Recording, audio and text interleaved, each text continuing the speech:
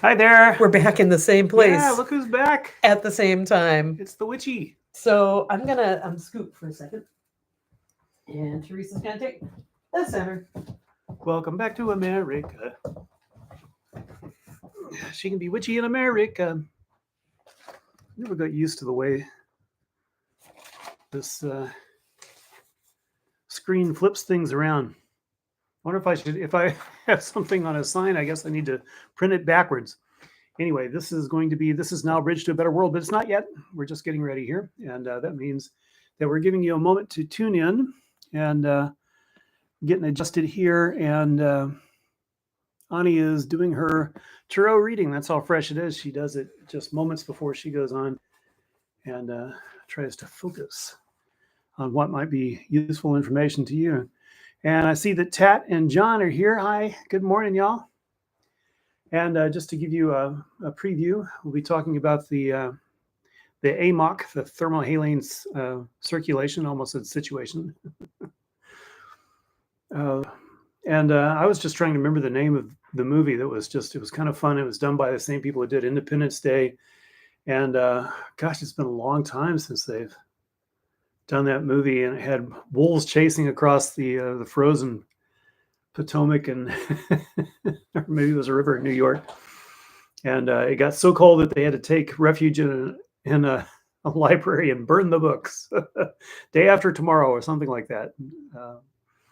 And that movie, unfortunately, has made the whole topic kind of toxic. But I'll get around to that in a minute. And in the meantime, I hope that y'all are doing well. And I may just set up Drinky Bird here. Now, Drinky Bird will take a little too much effort. I have to go get his, as I've mentioned many times, a Drinky Bird is a heat engine, and I don't have any water here to get it started. So I'll just put him over to the side, and maybe I'll get a taikonaut going here. Oh, no, it's an astronaut. I keep forgetting it's got the USA flag. There, the USA flag's going the right direction because it's backwards on the taikonaut. No, it's not. And let's see, does it still wind up? It still winds up, okay.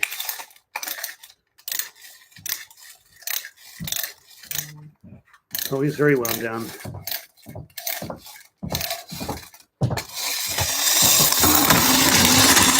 Oh, still can't see him, only top of his head. And what? I'm sure that was really loud. Yeah, I bet it was. Yeah. Are you tarot already? Yes. Can I squeeze it? I don't know if I could squeeze it. Gently down the cosmic stream. All right. Hi. Hi. Good morning, y'all. Good morning. Shall we get started? Yeah. Hi. All right. We are now getting started.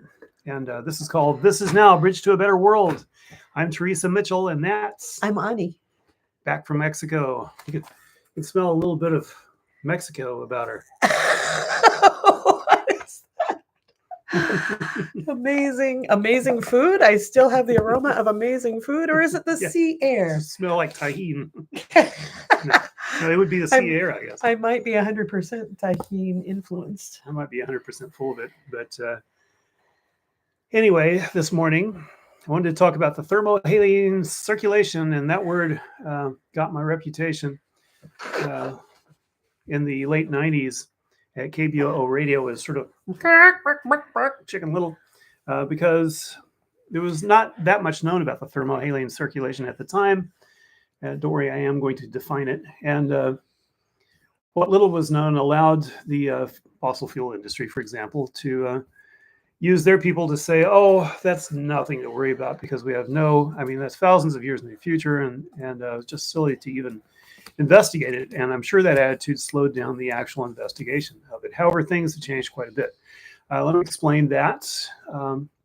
Thermohaline circulation is part of the Atlantic meridional overturning circulation, the AMOC that you've heard about. And the way that the AMOC gets going is warm water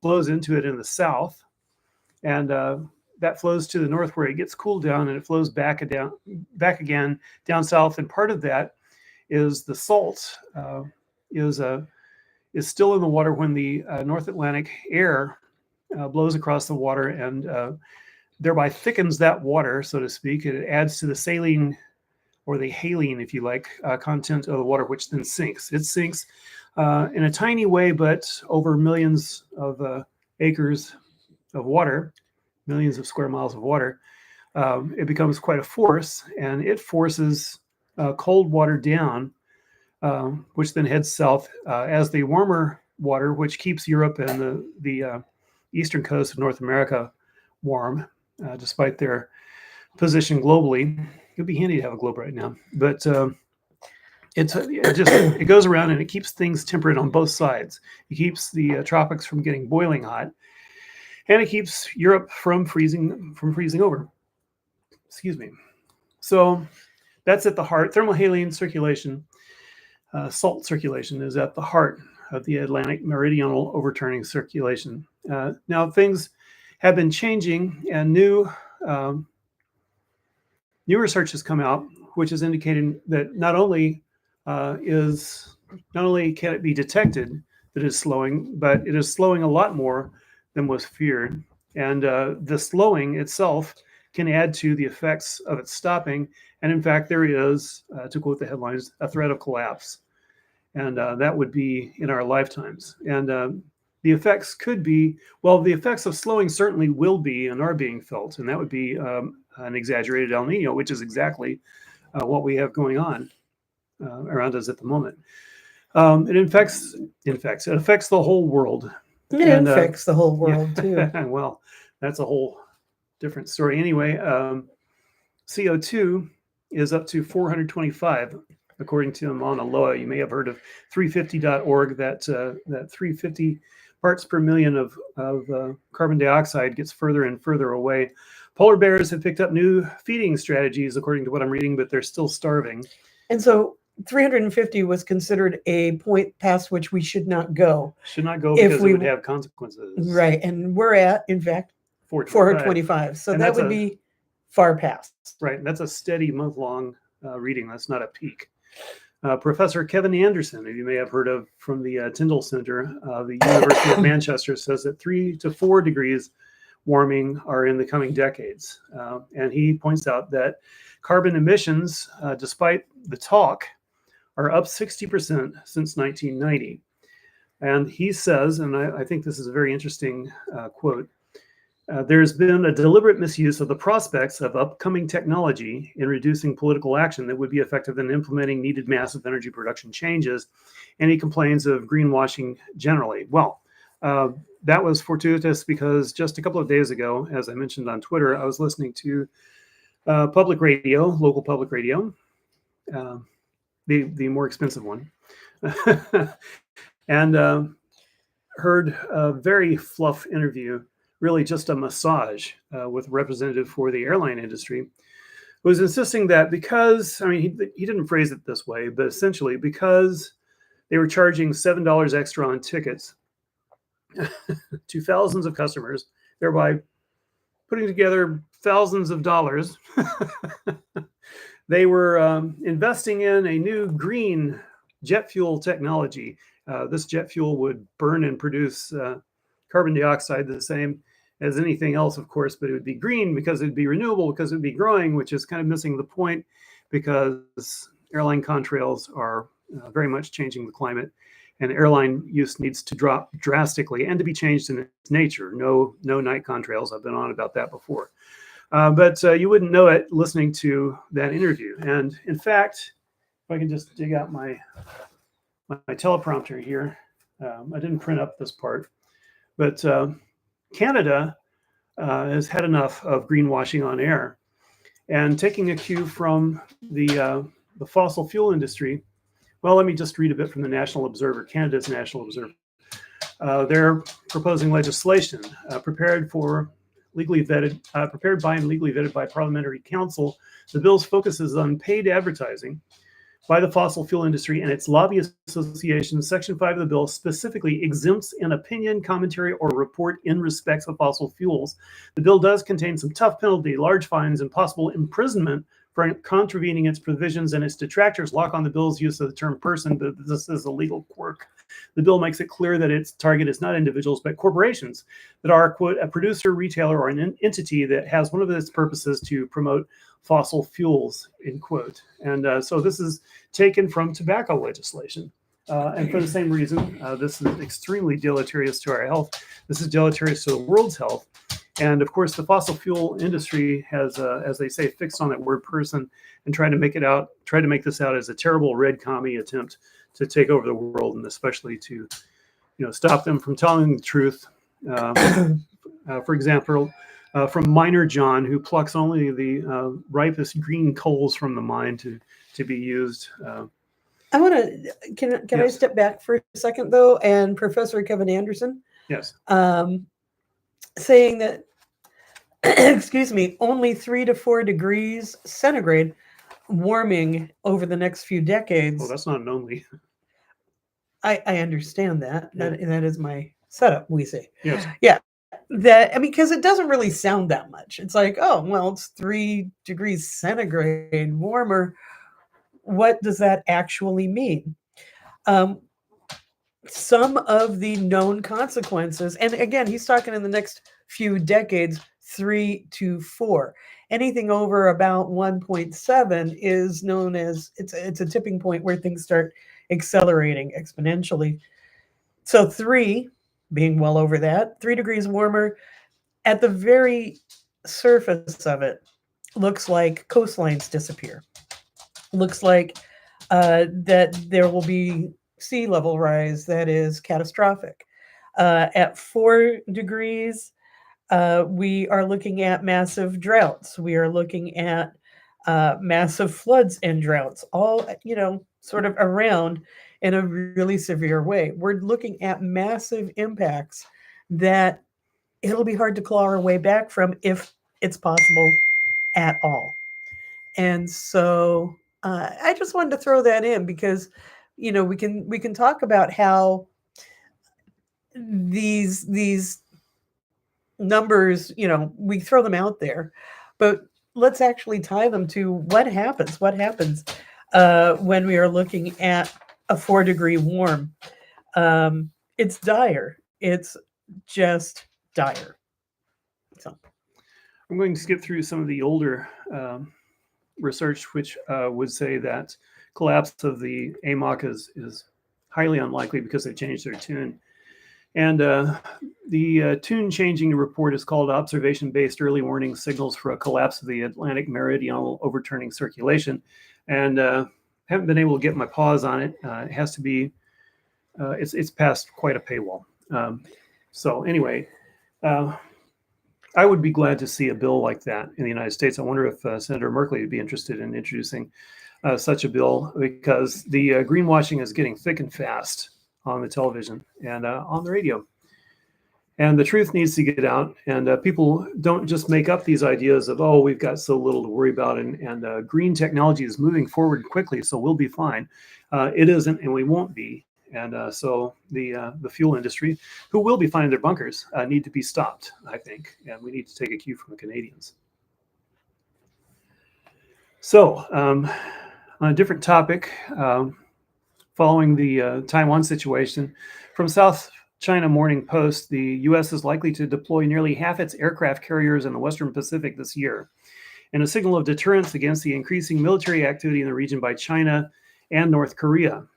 According to analysts, 3 U.S. aircraft carriers are already operating in the Western Pacific Ocean, with 2 more on the way. Their arrival will mark the first time that 5 of the 11-strong carrier contingent have operated in the region. Now, you probably heard that there are at least 2 aircraft carriers and at least 1 marine carrier are in the Middle East. The USS Abraham Lincoln, part of the U.S. Navy's Pacific Fleet, was spotted headed out its home port in San Diego, California, and was sailing towards the Western Pacific as of February 5th, according to U.S. Naval Institute Fleet and Marine Tracker. The USS George Washington is also expected to be redeployed in the region to replace the USS Ronald Reagan, which will be relocating from Yokosuka in Japan for maintenance at the Puget Sound Naval Shipyard in Washington. Now, that sort of aggregation and analysis has become scarcer in U.S. publications, so I turn to the South China Morning Post. War games are iffy, they write, and require full participation. Well, this is what I write, excuse me. Require full participation from Japan, Australia, and the Philippines, and the outcomes seem to come down. And when I say the outcomes, I'm talking about the war for China to take Taiwan as its own, because China is just ranting about that at this point. Which is to say, this is Xi Jinping's big deal. It comes down to who can mobilize the most rockets, anti-rockets, drones and anti-drones, submarine torpedoes and rockets, and anti-submarine warfare. U.S. anti-submarine warfare is at a low ebb. The Taiwan population surprised and cheered the world by going full democracy.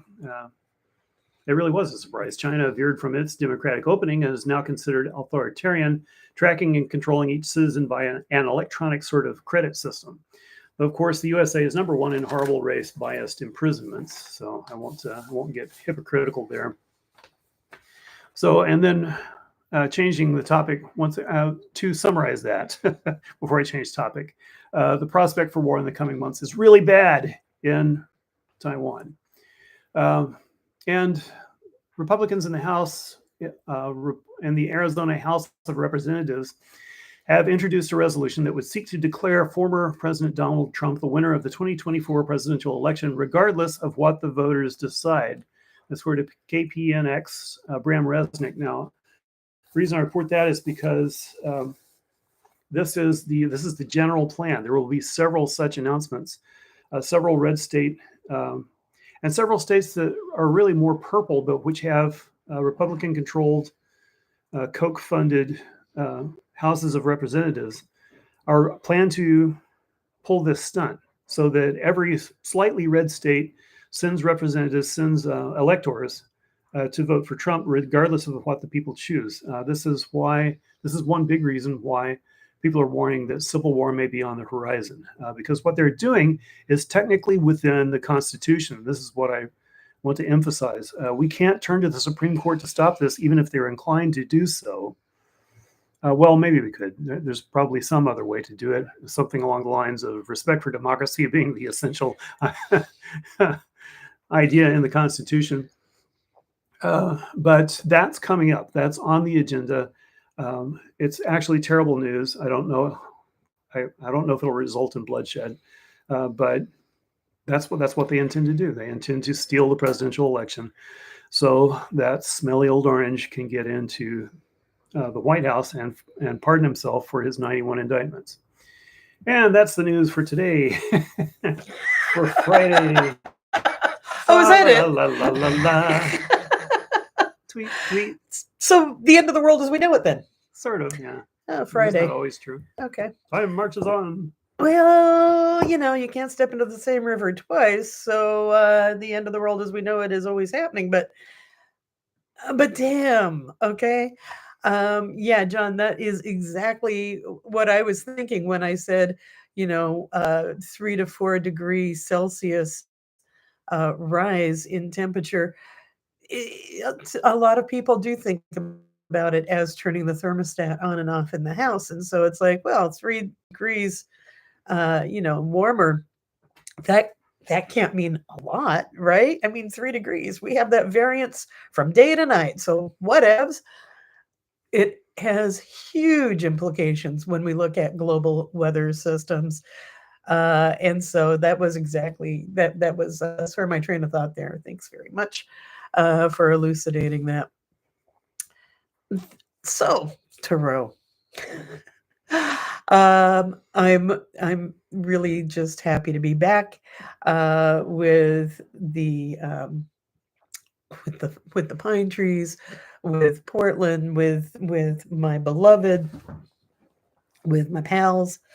I'm really blessed to have 2 communities where I feel that I belong, and I have beautiful family and care about so many people in both places. So I try to be with my mom and be here and be everywhere all at the same time. If only I could teleport. So what I do have today for Tarot, thanks everyone for checking out the Tarot videos that I did while while Teresa and I were in two different places, and we did the show in two separate parts. Um, it's nice to be able to sit next to you and go, but wait, didn't when you said that? Wow, think about. I like having the ability to interact with you, not just on this show, I might add, but hey, Do ya? All yeah, right. yeah. Uh, it's, we have lived together for almost 30 years, 30. almost. Speaking of time stealing a march. Yeah, woohoo. Okay, so this is what I have for Tarot this week. We have we start with the inverted Queen of Swords. We have the inverted Page of Wands, and then we have the Five of Swords.